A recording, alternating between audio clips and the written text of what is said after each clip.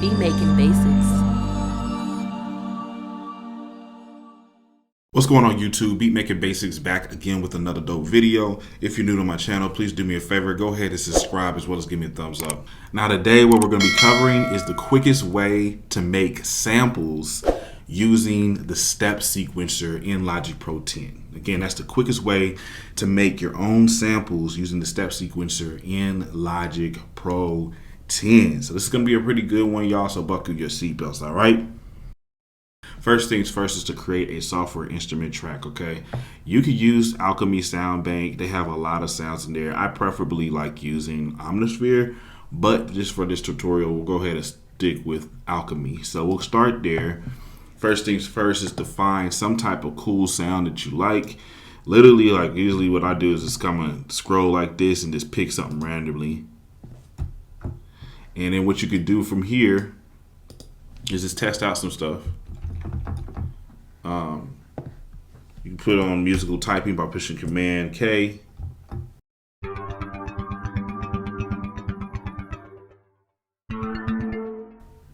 And then we can just start auditioning some of this stuff. So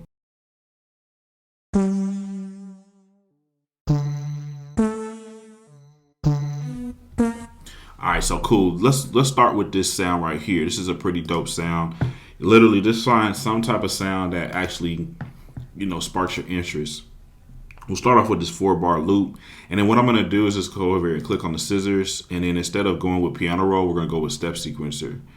As you can see here, there's a whole measure worth of notes. You got C, B, it goes all the way to the C, so this is a whole octave of opportunity here.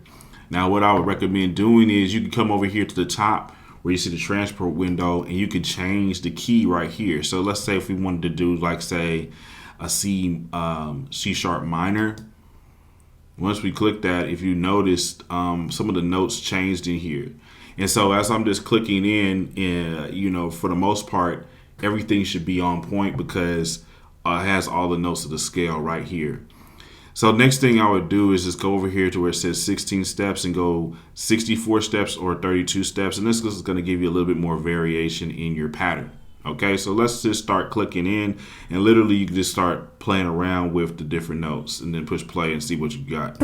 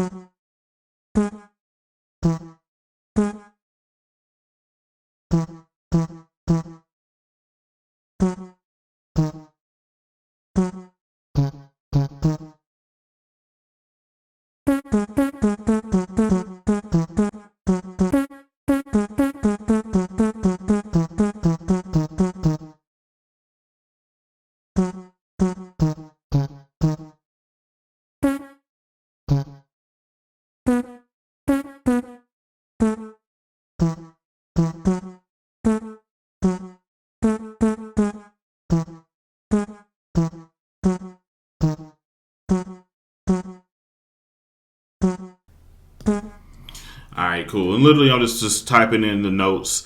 You have to be creative. I can come up with any type of pattern that I want here. But let's just play this for a second and see what we got.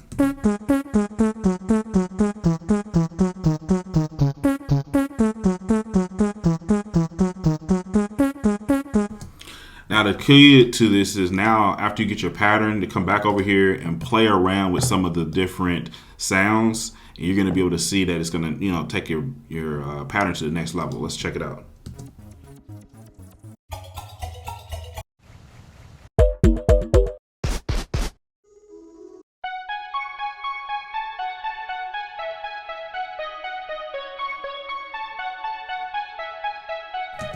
And you can see just by picking the right sound, it literally changed the whole vibe of that the sample here that we're making. So now that we found the sound that works well with it, we also have a dope pattern. The next thing that I'm going to recommend doing is start making changes to the actual sound with plugins. So let's just try that.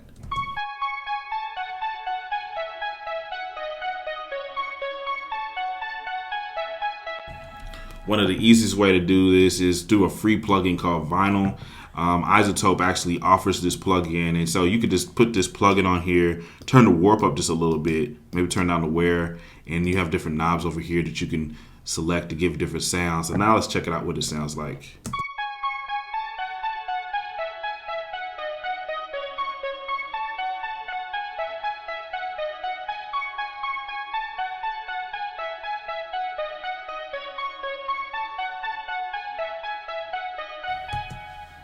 All right, sounds pretty dope. And what I would do now is literally just take this and then drag it over here to this gray area.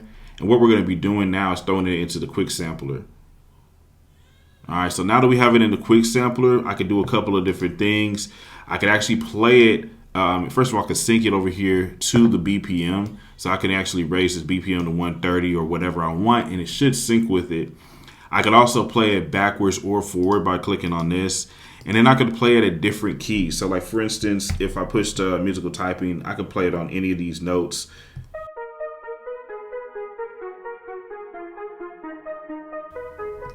And the cool thing I can do too is I can speed this, slow this down too.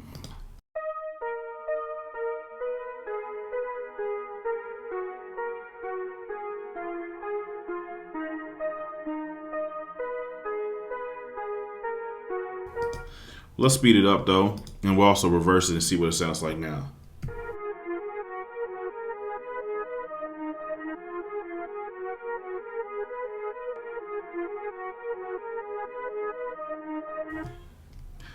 You can even chop it up a little bit.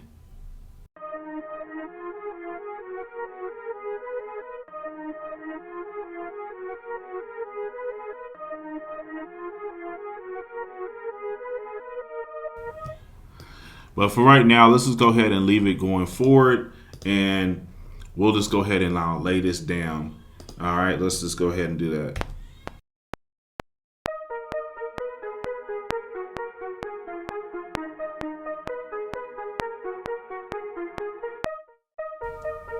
All right, cool. So now that that's laid down, what you can do now is come back over here to the software instrument track, go back to Alchemy or whatever sound bank you want, and then you can just come up with like some type of a lower end sound, a bass sound, okay? You could search for sounds a lot of different ways through the categories, subcategories, genre, timbre, at least here in Alchemy. And let's just go over here to bass and let's see what we can come up with.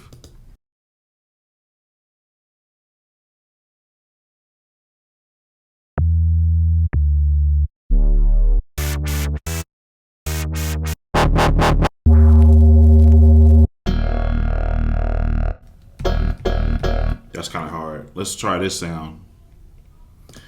And for here, we'll just keep this kind of simple here. And again, since I said I was going to do this using the step sequencer, that's what we will do. All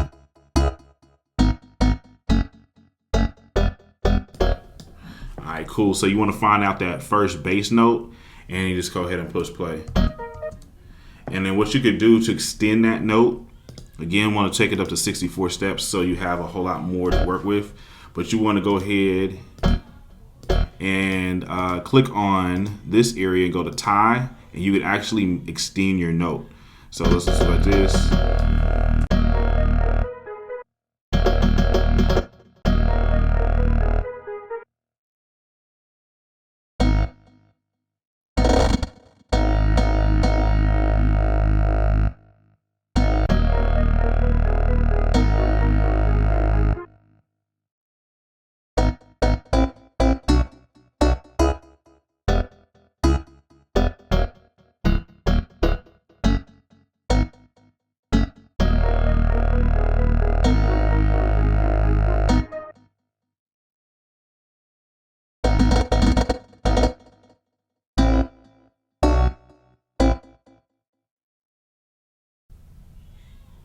You can also change notes if you need to.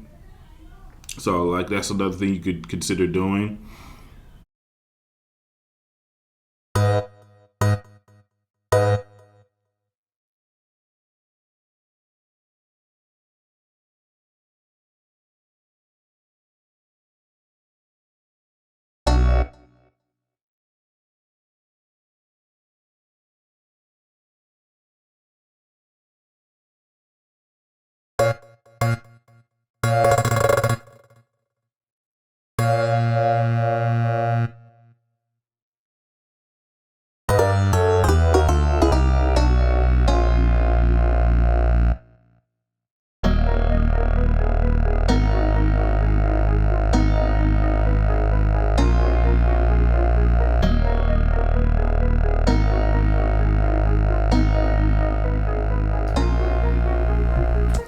Now you can actually come over here to Alchemy again. You can actually mess around with the sound, see how it sounds.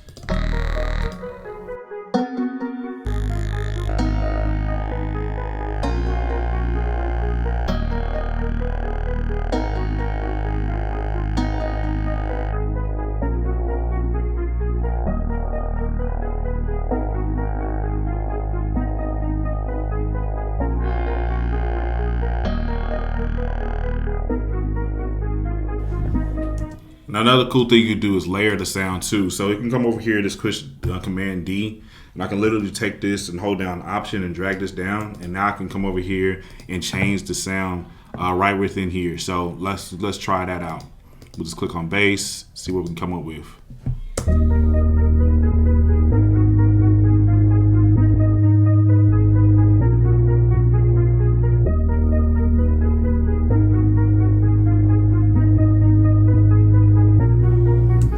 And what you could do now, you could just take this and go bounce in place, and what we'll do is create a wave file out of all three of those sounds, and now you have a whole sample that you could use in your production. So let's just check this out.